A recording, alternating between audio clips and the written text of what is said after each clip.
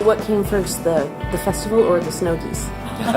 Snow Geese came first. They've been coming to the Stillaguamish and Skagit Valley for heaven only knows how long, probably since the end of the last ice age. I think the majority of the public are fascinated by them because of their large flocks and the wonderful calls that they make.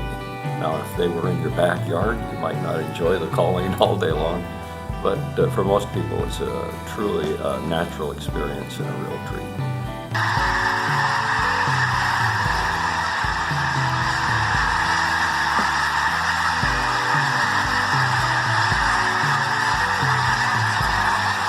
You know, if I'm outside and I hear the birds, it stops me in my tracks. It's like, where are they? Yeah. Which way are they going?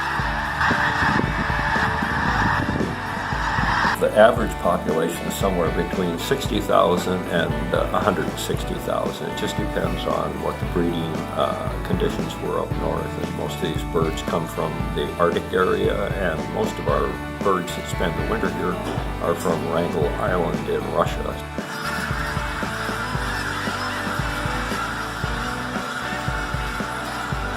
Imagine yourself as a plump little snow white bird sitting in the middle of 100 acres of green grass. Who would be the target of passing eagles or coyotes?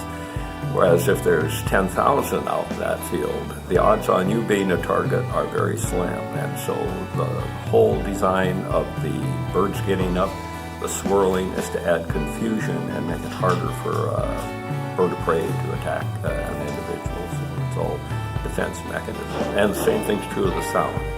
The noise is meant to distract.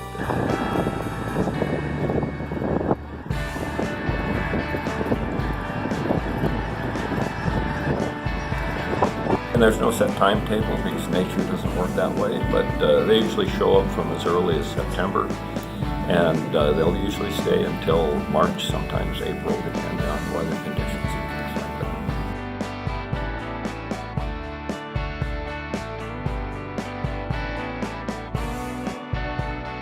that. It's kind of like a triangle. There are the conservationists and the birding groups. There are the farmers who are providing the food. And then there are the hunters. It's all a triangle, and if the flocks get too big, there's not enough land to support them, and so then there's increased hunting available. And so it's really important that we all work together so that it can stay win-win.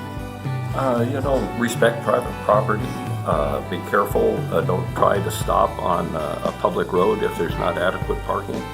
And respect others. You just have to remember we're sharing this resource with everybody else. I would say respect the birds because they're here feeding. And if you approach them and they start moving away, you're interfering with their feeding. And so it's just, we want it to be win-win. Yeah, really. For the birds, for the farmers, for the birders, for the hunters, for everybody.